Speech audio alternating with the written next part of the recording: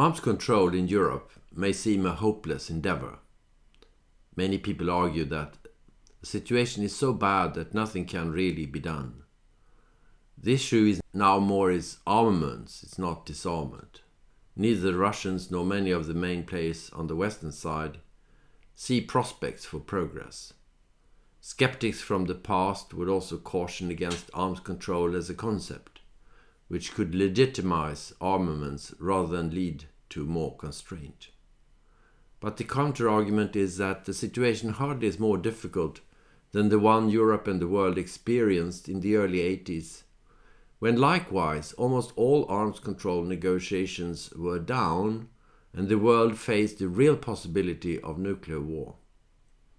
Against all odds, the world managed to come out of this situation, starting with conventional arms control talks in the so-called Stockholm Conference from 1984 to 86.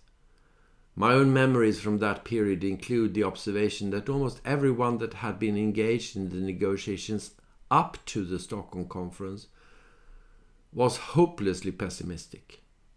Those who came new into the process were the ones who found the creative solutions which were possible to realize in a new political situation at the end of the Cold War. So there is a need for a critical but also constructive engagement, looking at desired futures rather than just forecasting using a deterministic model. And we have to realize that the situation is not so new in a bad sense. Many feel that what was achieved at the end of the Cold War meant defeat rather than victory, and in order to move forward, this perception needs to be addressed. Also, technology and political structures for multilateralism have moved on, and the parameters and formats for negotiations and structured dialogue, structured consultations, need to be adapted to the new needs and conditions. The proposal put forward by the Foreign Minister of Germany, Frank-Walter Steinmeier, who was also the chair of the OSCE, and is supported by more than a dozen other countries, is a good start, but the work has just begun. What follows in this video is a short recap of some of the issues and questions ahead.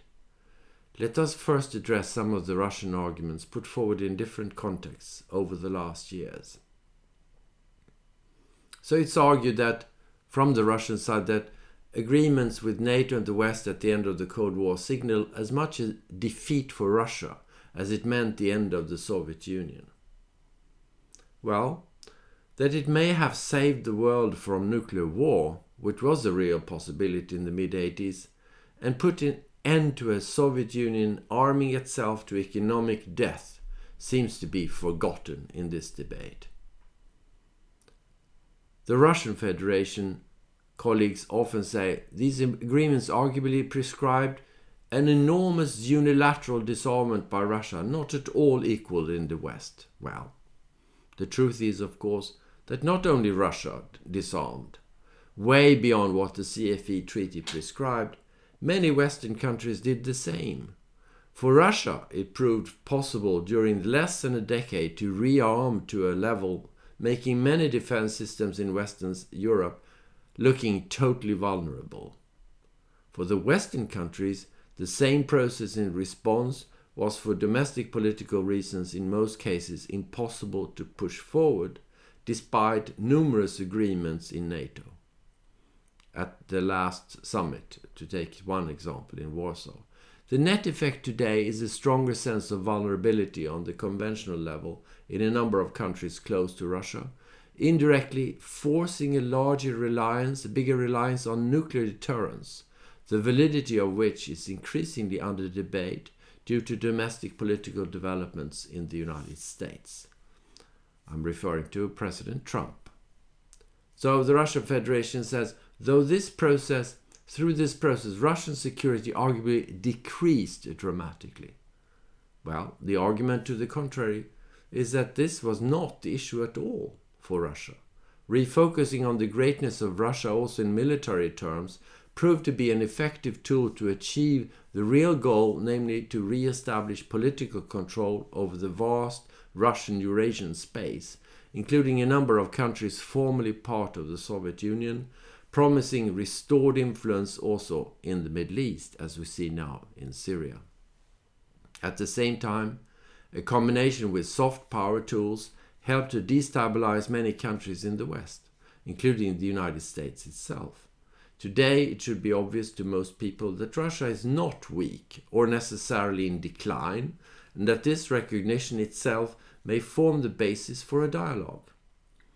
Such a dialogue could focus on developments which not only threaten the development of Russia into a healthy economy, which will benefit from globalization, but also European competitiveness, because they are linked, perhaps not so much economically, but fundamentally politically, and when facing new challenges and threats, including demographic, environmental problems for the future, and of course, terrorism.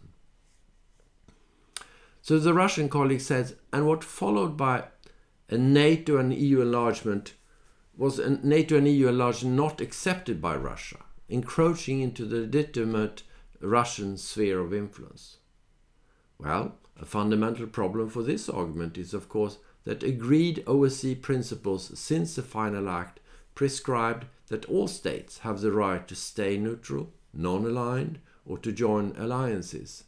The argument can therefore not be directed against those countries who wish to join NATO, but against those states already members of alliance who may have made promises in the one or the other direction to Russian leaders in the transition process not to accept new members, in some cases contrary to the agreed principles of NATO itself.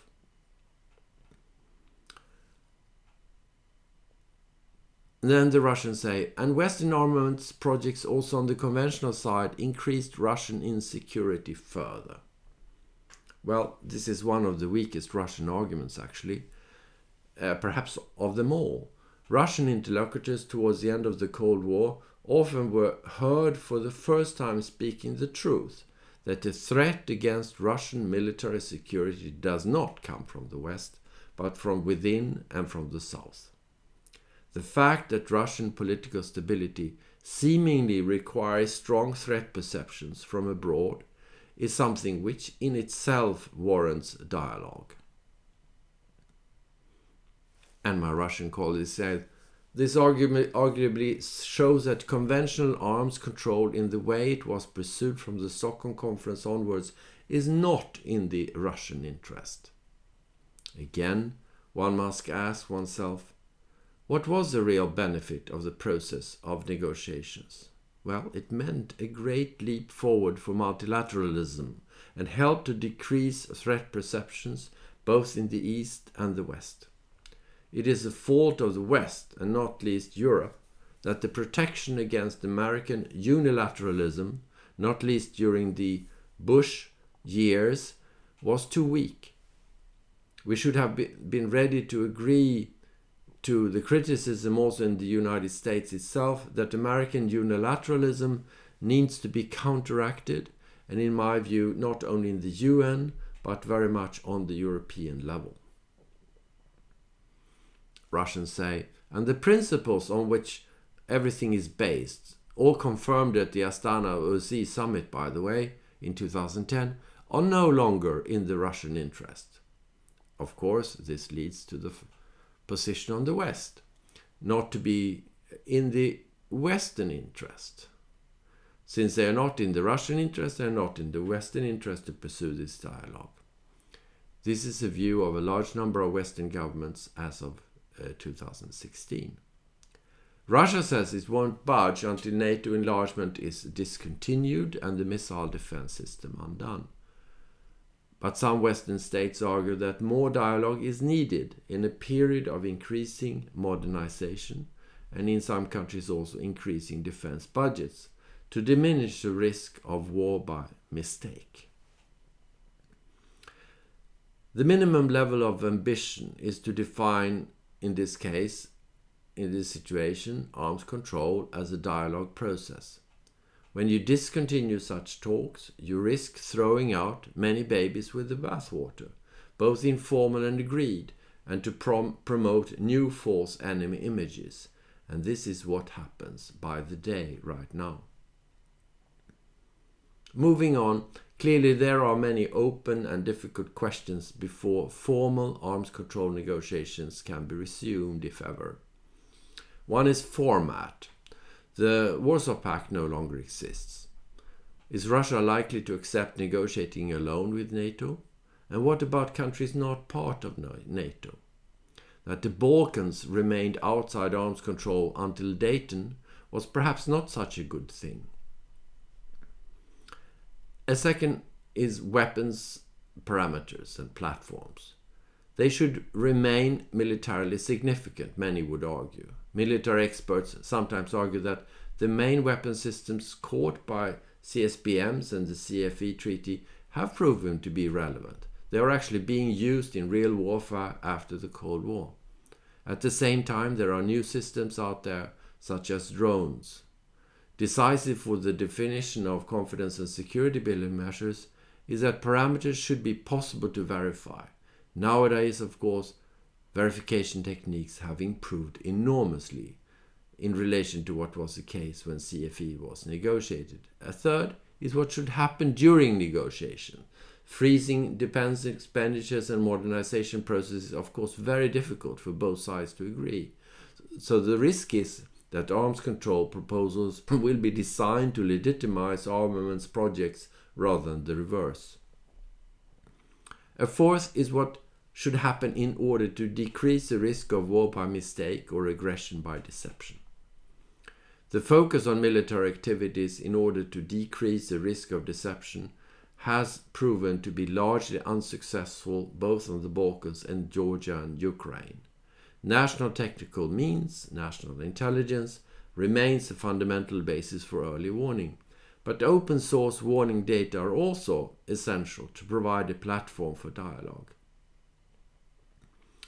As was the case during the Cold War, the notion that early warning of large military activities largely is difficult for the West to accept due to geopolitical asymmetries, mainly dependent on the transatlantic link.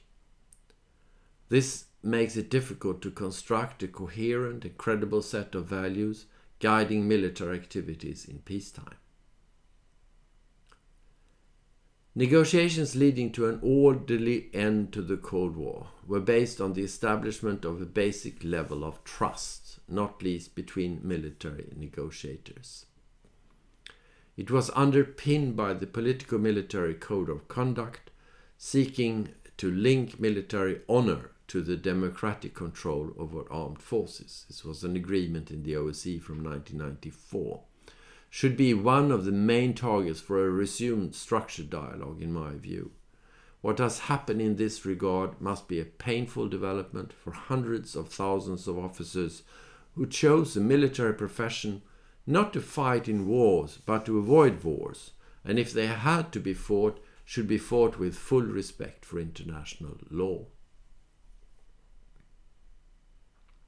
In Sweden, the former disarmament minister Alva Myrdal is on record in her book on disarmament negotiations from the 70s to have been deeply skeptical against the concept of arms control. But her Prime Minister Olof Palme saw something else, a possibility to open up to such a process on the conventional level at a time when nothing else worked in terms of nuclear negotiations. This was a theme developed for his welcoming address to foreign ministers from all the CSE countries in Stockholm in January 1984. Very few people, as I said, saw the possibilities of a real chance to the better, and many still argue that it was the raw armaments programs, including Star Wars, which finally brought the Soviet Union down. But for us working in the Stockholm conference at the time, that was certainly not the issue.